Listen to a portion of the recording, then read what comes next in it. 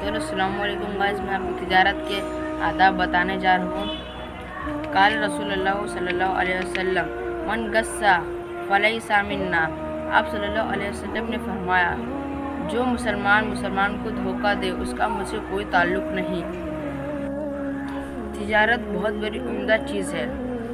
ईमानदार तिजारत बरोज़ क़यामत अंबिया व सिद्दीकीन और सौदा के साथ उठाया जाएगा, सौदा के साथ रहेगा और उठाया जाएगा। तिजारत में असल चीज़ ईमानदारी होती है। ख़रीद फरोख्त दोनों मामले करने वाले की ज़रूरतमंदी ज़रूरी है। जो चीज़ें बेची जा रही है उनका मौजूद होना, बेचने वाले का मालिक होना ज़रूरी है।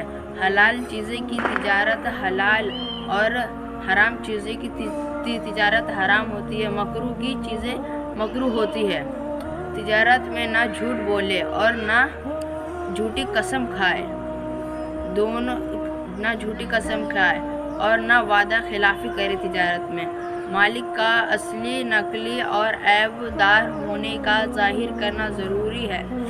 माल की इतनी ही तारीफ़ करेगी जितनी उसका मुस्तहिक है।